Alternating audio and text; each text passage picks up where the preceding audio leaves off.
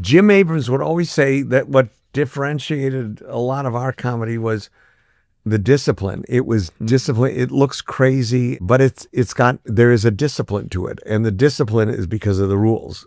It's because there's some things we won't do, and we operate within this framework. Technical pizzazz it's big car crashes and big special effects. It's not funny. You'll see that in most of the scenes, that looks like they spent $1 million on that scene. And it's like, I'm going, oh my God, that's technical pizzazz. It doesn't matter if sometimes we do jokes in the foreground, sometimes it happens in the background. And a lot of times we let the audience find the joke, which we find is the audiences appreciate that. They don't want to have everything pointed out. And that's a directing note more than a writing note. The filmmakers haven't involved me in the plot or the characters. So I become a real stickler about that. And I learned by making mistakes, and we didn't realize how important that was to build a character in the first act, because the story's the thing that drives it. And we didn't have that. They don't care about hardware. I mean, I'm not making this up. This is stuff that I've learned. Up front has to be the audience's interest in the plot. And that's the only thing the audience cares about. The whole thing depends on pace. And if you miss on a joke, the audience loses trust. So we just have to make sure every joke lands. We use dialogue, we use plot, we use scenes, and put this thing together, and it turned out to be a great plot. You just keep doing draft after draft until it's ready. We just take those scenes and reverse the audience's expectations. It's always a matter of surprise. Any surprise, if it's funny, works. If you just do a surprise, that's not necessarily funny. It was a surprise to Jerry and me when we first heard it. One character usually has to be a straight man and the other the funny guy. So, and that's been true from Laurel and Hardy and the Marx Brothers, although all the Marx Brothers were clowns, but they always had straight men around them to play their scenes off of. So if you had everybody trying to be funny, it's a joke on a joke. We know the audience loves finding things for themselves. And it's the same with a reaction shot. I don't want to cut to a reaction shot. I'd rather have a 2-shot and have somebody say something crazy and again, not acknowledge it. And the other person in the shot, doing the take. We wanted everything to be either a setup to a joke or a joke. And there's no reason to have anything go on longer. I see the page very visually. So if I see a speech with any more than 6 lines, my eye sees it as it's a 1/4 inch too long. I think that not only the jokes are important, of course, but the more important than the jokes is the story. I mean, you have to have a story. Yeah, but you don't want to be preaching or anything, but the story has to be a believable story between 1 or 2 humans that the audience gets involved in and has a rooting interest, because that's the only thing the audience cares about. We're not completely crazy guys. We're not wild-eyed, brainless, crazies. There's a discipline behind it. He so idolizes the Naked Guns, Airplane, Top Secret, etc. It's one thing to be a fan of these movies. There should have been some problem, he said, which he could have solved in the 3rd act. Would have been just so easy. But these are the tricks, and they're secrets because people don't know them. And you still see movies where they don't pay attention to character. I mean, there's no discipline to it. You have to have something that the audience takes seriously. My analogy is a pilot of an airliner who's only reading the instruments and doesn't look out the window. I don't think that these people have the ability to think of anything new. That's all I can think of. We didn't try to go for the platinum gold standard. But it turned out to be great, and I just really got to hand it to them. I don't know why we would want to, because it's much easier to, I mean, it's easier and harder. It takes more work. It's like they get tired. Whereas if you have a plot with a character in the first act that needs, and then the audience will lose track of how tired they were, or, you know, and they'll want to follow the story. People love to be told a story.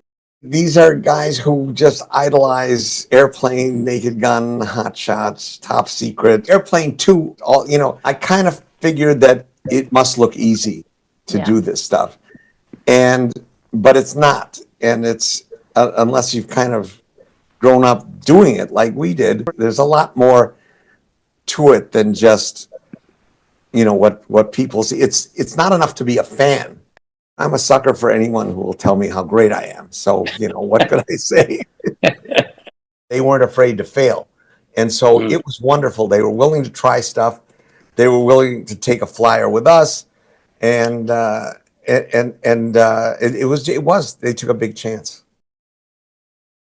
I wasn't second guessing all these famous guys who told us, you know, that, to write them off. I was, how are we going to go on?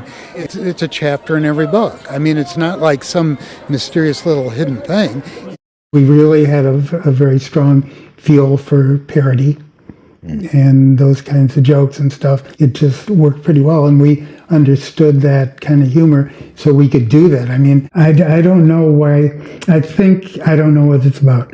I just don't know, but I don't see stuff as stupid as the stuff we did. I didn't make the decision to direct it right away. I said, well, I want to work on it. So I made a deal for me to produce and or direct. And my heart was in it, and I was too invested in it and loved it too much not to direct it. We had a blast working on the movie and thinking up, you know, new bits. I would say to the audience, put your brains under your seat and have a great time. I just want people to laugh and laugh a lot. They appreciated a good joke. So it was a way to get attention. I mean, I wasn't an athlete. I wasn't a great student. I was short. And so humor, I could get a laugh. What happened is, first it was a lark. It was just like, oh yeah, let's do this, let's do that, sure, fine. And then after a while, it started to become, wait a minute, that's not us, this is. This kind of bit, it's maybe funny, but it's not our sense of humor. So we really developed a style. And as we did that, we just became more serious about the whole thing. And then after a while, we said, hey, we don't want to stop this, and we can't make a living from it here. I mean, we were making enough money to buy better equipment and stuff, but we weren't profiting really. The other thing is that was incredibly helpful. We were very uppity, you know, about it. No, only we could direct. We can't. It's got to be this. It can't be that. You know, they were innovative, but they were, from their point of view, it was about cool stuff that they could do. It wasn't even like trying to rewrite or add new jokes to the film. I mean, they did. It's hard to tell. You know, sometimes people, you know, say, where do these jokes come from? My usual response is from the coffee, you know, and because we're always drinking coffee when we write. They were innovative, but they were, from their point of view, it was about cool stuff that they could do. I think audiences actually enjoy when you give them credit for finding things and not making it so obvious. That was fun to figure out how to do that. You know, they really loved their jobs, their work. And so they were always, and of course, anything that we wanted, like, can you do this? They would almost always figure out a way. That's your most vulnerable time, when you're putting it together and you've seen it 1,000 times and you're just not sure, is it really funny? What we like to do as much as possible is although maybe that's not quite the example, but we like to let the audience discover things and then move away. The director never saw that because the director's behind me. And it was great. They loved it because quite often they don't know what to do, and especially in action scene. How many times can you say, like a reaction to a big action, but how do you react to that? No, I mean, it's like everybody can always go, "Watch out!" And then, of course, that's like, if everybody would say that, would be pretty boring, no? And it's never written in any screenplay how actors have to react to this big event. The tracking of shots in those days was extremely difficult, very time-consuming. And so they were forced to design a system that's a little easier. It still was very slow, but at least twice as fast as it. So the whole post-production was like probably twice as long as they had imagined it to be.